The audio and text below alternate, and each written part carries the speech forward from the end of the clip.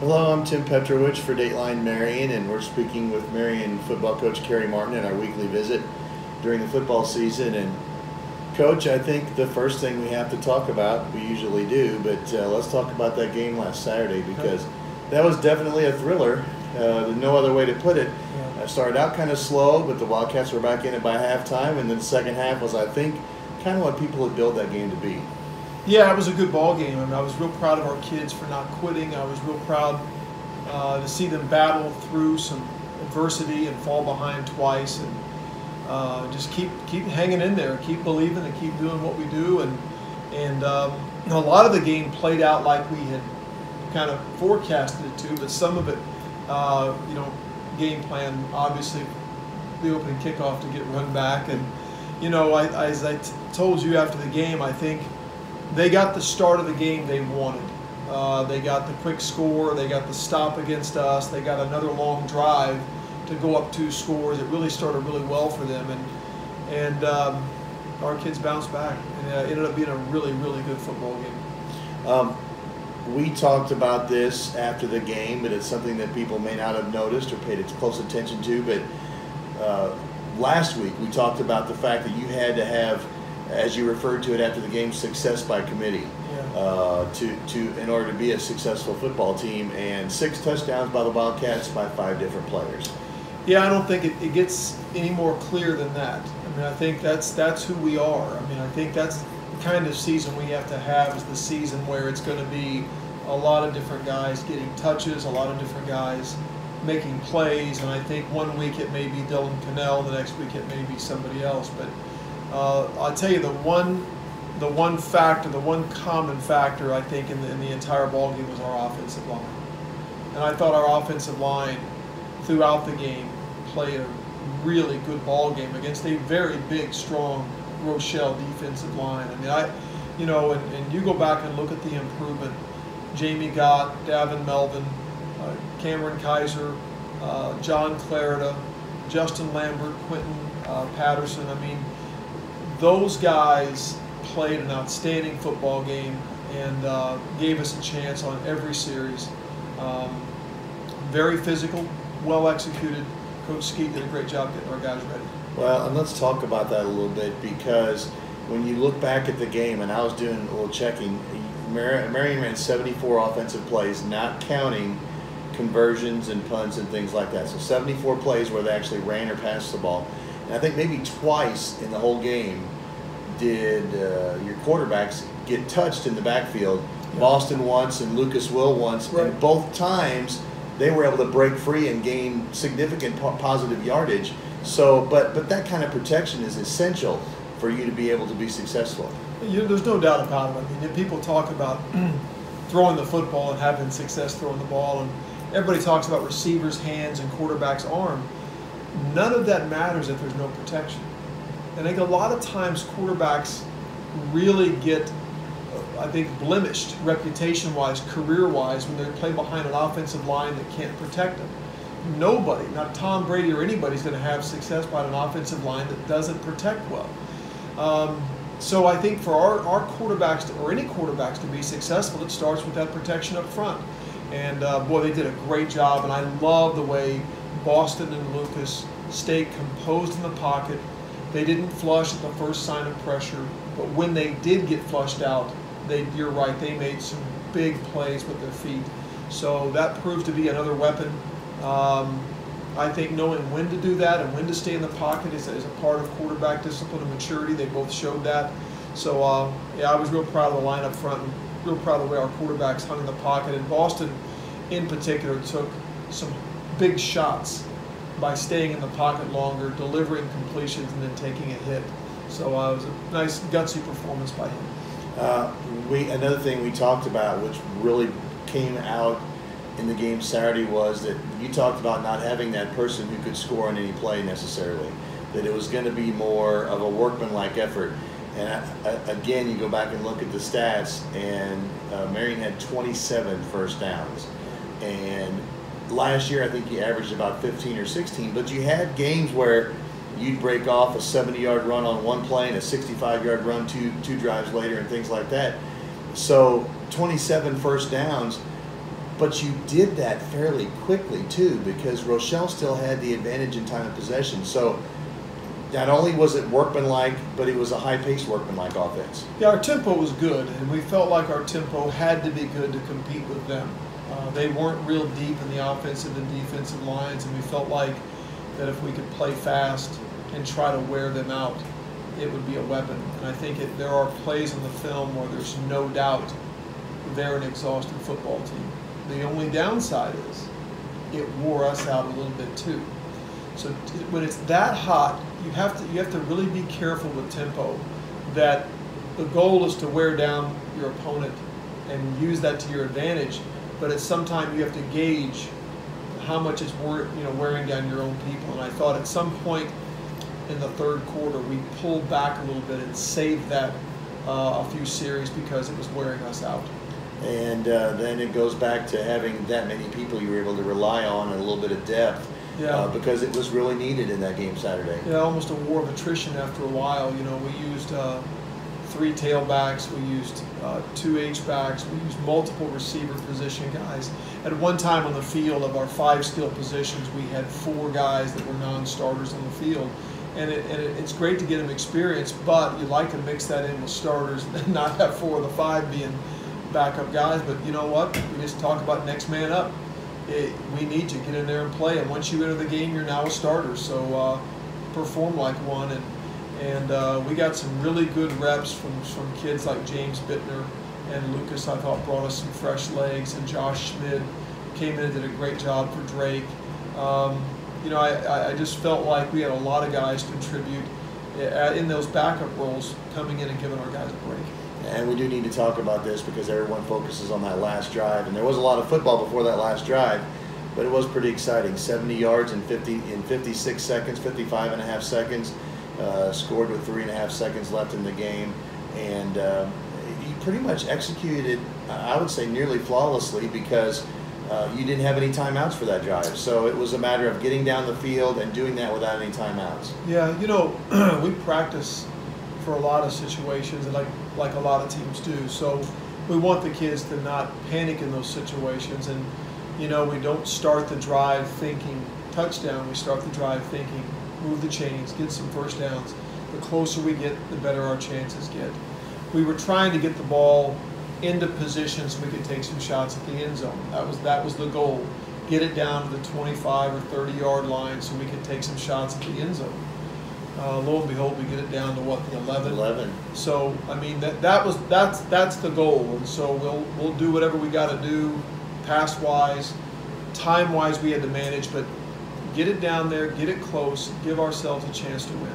And something that people aren't going to talk about is some of the plays early in the drive, sideline passes where receivers ran to the exact right spot, a yard or a half a yard beyond the marker, to get the first down at the sideline. So not only do they get the first down, they're out of bounds, so you don't have to rush up to the line and snap it as soon as they set the chains. Well, and we didn't have any time to spare. As you said, we couldn't stop the clock, so we didn't have any time to spare. And I like the fact little things stand out in my mind, like James Bittner dropping a sideline route, but then bouncing back a few plays later and making a big catch for a first down. Boston hits Dylan Cannell on a route. The next time we run that, they defend it pass rush wise, and where Boston has to pull up early and still deliver that ball without completing his rollout. But he puts the ball in the spot it belongs in, and Dylan runs to that spot and makes that catch. Those are little things that may look like they're matter of fact. That's a big deal. I mean, it's for our kids to do that made me very proud, because that was not an easy thing to do, and they did it with such confidence. I was just so proud of our guys. So you're 1-0, you go on the road for your first road game, and you're playing a team that, to my knowledge, Marion has never played before in Jerseyville, or they refer to themselves as Jersey High School. They really? Yeah, they do, as a matter of fact. I didn't know that. Because there's some other schools, they said, that are involved. Yeah. But anyway, the Panthers lost to Granite City last week, 42-6, and that's a little bit deceiving because it was 14-0 at halftime. And we also know Granite City has a very highly recruited quarterback and another running back that ran for 200 yards in that game. So they played a pretty good team. Well, and it all comes down to that. I mean, scores are relevant to relative to who you play. I mean, Belleville-Altoff lost by a large margin. Right. When you look at who they play, then Sure. I guarantee you, Ken Turner's got a good football team, and you can't look at that score and go, oh, well, Altoff's good. No, they're going to be a good football team. So, the first thing we thought about Jerseyville was that they lost to a good football team with a D1 quarterback, and we've seen the running back. He looked awfully good too. So we're not. No, we know that they're a good football team, well coached by a Hall of Fame coach who runs the option offense, which is difficult to defend with 4 days of preparation. So we got our work cut out for us. We never look at the schedule and take a nice deep breath and say, "Whew, we got this one." I'll tell you what, I tell our kids this. We tell our kids this every week. When we play together, we're a pretty good football team. But if we do anything other than play together, we get really average or below average fast. And you will see that in our football team. I hope you see it maybe only in small little glimpses in a quarter or something, but not for a game. But and I believe that. I mean, we don't have the talent to just go out and go through the motions and just make athletic plays and beat people. Some people got the talent to do that. We have to play fundamentally sound, disciplined, well-executed football, 11 guys all buying in. And it's fun to coach that, but there's no room for error, Petrowich. We have to do that against Jerseyville, Highland, Rochelle, Cahokia, and if we take a night off, we'll pay a price for it. And here's what we know about Jerseyville. They're in a solid conference, Mississippi Valley Conference. They've been to the playoffs the last couple of years. They do have a new coach this year, but as you said, he's made the rounds. He coached a team last year at Westfield and went 9-0 in the regular season. Yes, sir. He took Hardin Calhoun to the state championship game 2 years in a row. Yep. He had success as the head coach at Belleville West. Yes, sir. So, they've got a good coach who has a good program.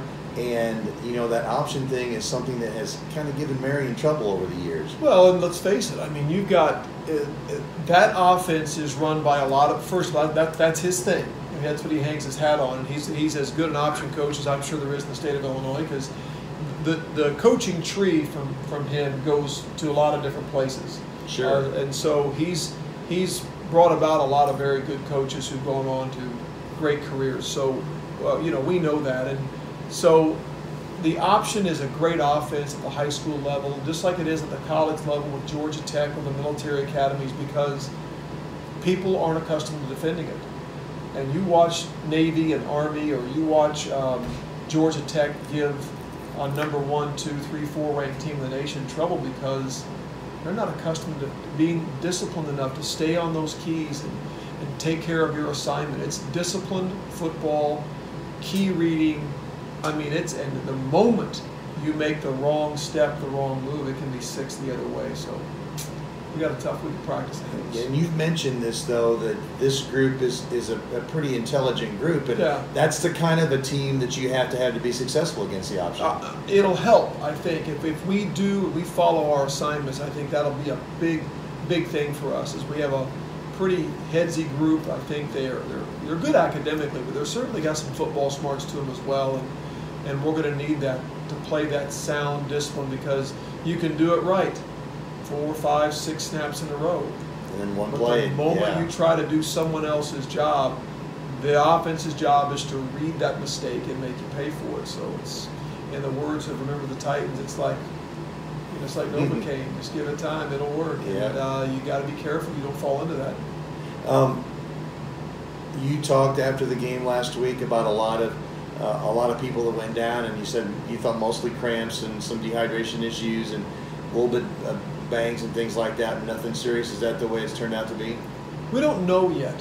We've still got a couple that are under evaluation, and the level of seriousness we don't know. So we'll wait a few more days to comment. I don't want to speculate because we don't know. Our trainer doesn't know. We're waiting on some test results.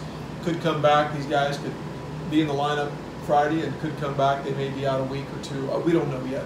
But it's down to just 2 players, so we're hopefully got our fingers crossed that we'll get both of them back, or hopefully one of them back for sure. And they'll be back with us soon.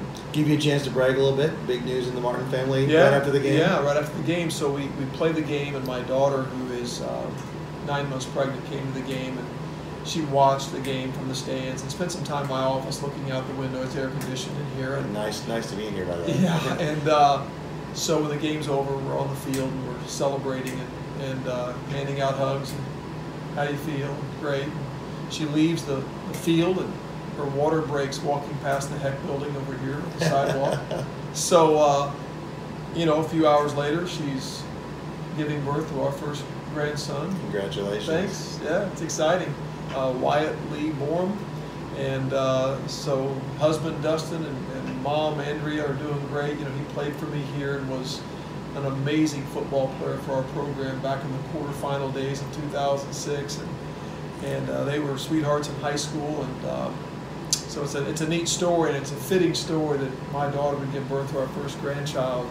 Right having after her an water exciting break. win, yeah. So, you know, and she was a cheerleader here for 3 years. And so it's a neat side note to a big day football wise, but it's the big note in our lives, and yeah, so we're excited, we're happy, we're blessed, and it's a pretty good day. I say congratulations again, and I can tell you being a grandpa is a lot of fun. Can't wait. It's exciting. At Jerseyville, it's actually played at the middle school. Yes, sir. They're doing some renovation work there too, but I understand that there's still good parking and pretty good seating, so it should still be a good chance for the Marion faithful to show up like they usually do en masse on the road trips. They will. Our fans always do, and you know they travel well, and we're excited. We're excited to play someplace different. We've never played this team before, never played at this facility before, so we like a good road trip. We're used to the road, and we get excited about it. So yeah, we're looking forward to it. Looking forward to having a chance to compete again and play the Panthers. All right, that's Friday night at 7 o'clock at Jersey Middle School, Marion Wildcats and the Jerseyville Panthers. That's Marion head football coach Kerry Martin. For Dateline Marion, I'm Tim Petrowich.